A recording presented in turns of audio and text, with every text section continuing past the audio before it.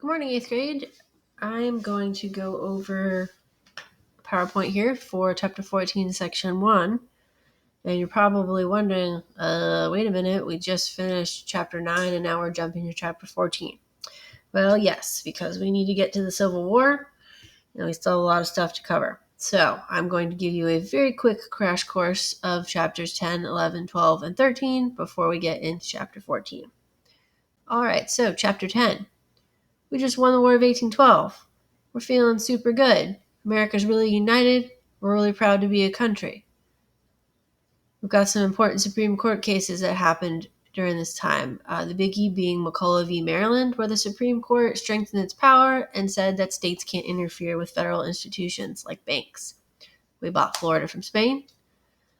We also established the Monroe Doctrine, which President James Monroe put out, and he basically said, Europe, stay out of our hemisphere and mind your own business. We'll take care of it. Andrew Jackson also became president. He's not super popular amongst the list of presidents, mainly because he wasn't very nice. He ignored the Supreme Court. The Supreme Court ruled during his presidency that Native Americans had a right to keep their land, specifically the Cherokee in North Carolina. And Andrew Jackson ignored what the Supreme Court said, and he and Congress passed the Indian Removal Act and forced Native Americans to move from the east out west to what eventually will become the state of Oklahoma. Also, a lot of debates about states' rights going on, and South Carolina threatens to leave the Union. It's not the first time they're going to do that, and that's going to come into play in Chapter 14. All right, Chapter 11, Industrial Revolution. We've got new technology, new machines. Things are being built much better and much more efficiently. So we've got a lot of factories, textile mills. We're using steam power. We're also inventing a lot of new things that are going to help our country. Things like the telegraph and Morse code. We've got things that are going to advance farming, like mechanical reapers and threshers. That makes farming crops and harvesting things easier. We're also traveling a lot more, going farther, expanding our railroads out west. All this stuff is going to make life easier.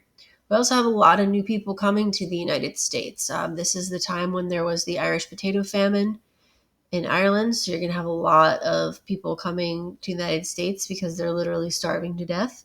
There's also going to be a lot of people coming over from other European countries like Germany.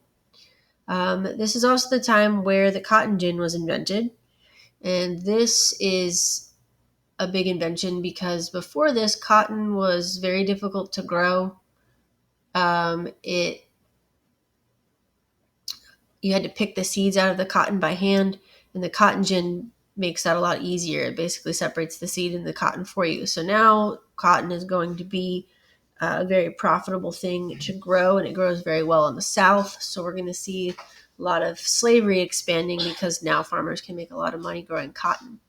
And the United States is growing. We're expanding west and traveling a lot more. And this is where we start to see a debate about slave states versus free states. During this time, the Missouri Compromise is written, and it basically says anytime a state is admitted to the Union, it'll try and keep the balance of slave states versus free states even. So Missouri came in as a slave state, Maine came in as a free state, and they're going to keep maintaining that balance as we continue to add states to our country. Chapter 12. This is more about like what's going on with the people of the United States. So a lot of different things going on around this time. A lot of religious revivals going on, a lot of new Christian faiths being developed. You also have the temperance movement, which is the basically the refusal to drink alcohol. A lot of people felt like alcohol caused a lot of problems in our society. So we have a small portion of the society that is against alcohol and thinks it's bad for us. We also have a lot of people speaking out to reform different parts of our society, make prisons better, help for the mentally ill. There wasn't really a lot of rules on how people could be treated in prison or mental hospitals. So, a lot of them were treated really badly, treated like animals. And this is when we start to see, more humane treatment of people who are in prison or people who are mentally ill. We also see public education becoming important. It was around before this time, but we're going to start to see more public education, more public funding of schools. Um, a lot of that education is not open to African Americans, so we still have a lot of discrimination in our country. But there is also a very large, growing anti-slavery movement, and a lot of Americans are speaking out against slavery. Also, participating in the Underground Railroad, helping slaves escape um, to Canada. And you also have the women's rights movement going on during this time where women are trying to get more access to education and gain their voting rights. Oops, I went too far. Chapter 13. Okay, Americans are moving west more than ever. And during this time, Mexico wins their independence from Spain. So you can see here that Mexico is quite large. And this is going to lead us into the Mexican American War. So basically, what happens is this part of Mexico, they invite a lot of Americans to come live there because it's not very populated.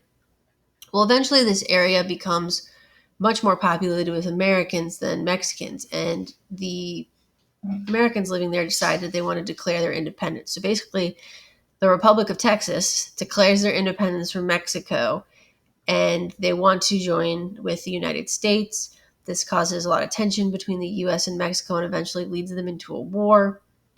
After the war, America wins. Texas becomes part of the Union, and America gains a lot of new land from this. Okay. Also, while all this is going on, especially after the war, we've got the California gold rush. So even more people are going to start moving out west. All right, so let's get into chapter 14.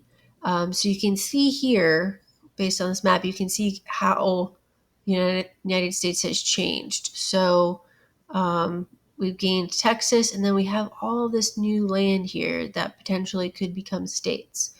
And the beginning of chapter 14, the balance between slave and free states is even. We've got 15 slave states and 15 free states.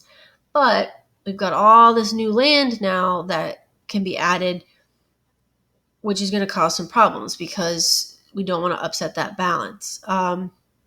So, what kind of kicks off this tension that's going to lead us into the Civil War is the Wilmot Proviso. So, basically, that was a proposal that there shouldn't be any slavery allowed in this new territory that was gained from the Mexican American War.